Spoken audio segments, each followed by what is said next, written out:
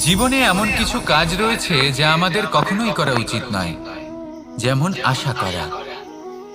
যদি আপনি আশা করেন আর আপনার আশা পূর্ণ না হয়, আপনি খুবই কষ্ট পাবেন।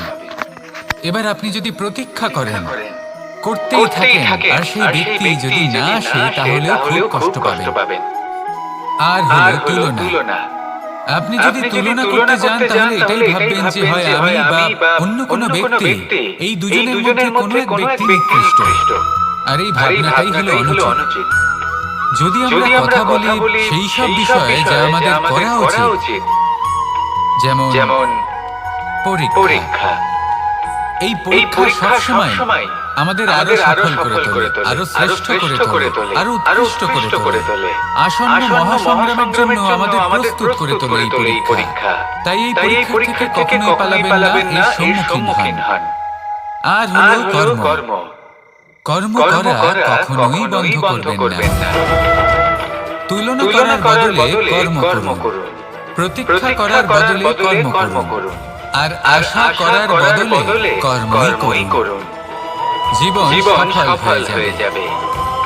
দেখুন, সবার শেষে সত্যি বলতে এই কর্ম আর এই পরীক্ষা, এই দুই আমাদের জীবনকে সুখী করে তুলতে পারে।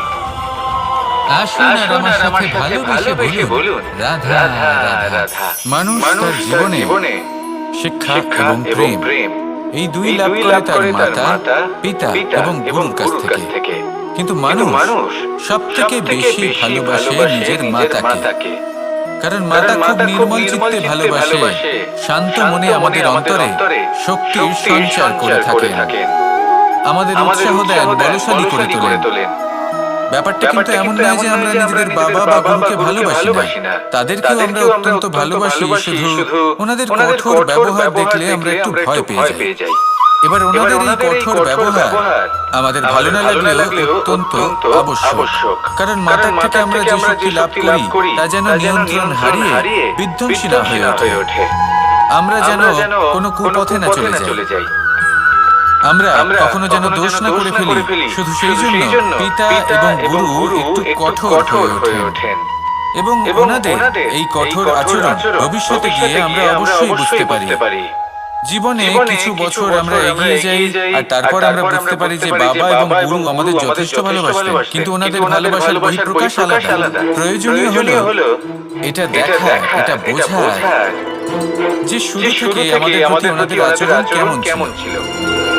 ওনাদের কঠোর হওয়ার পেছনে ওনাদের ভালোবাসাটা বোঝার চেষ্টা করুন। ওনাদের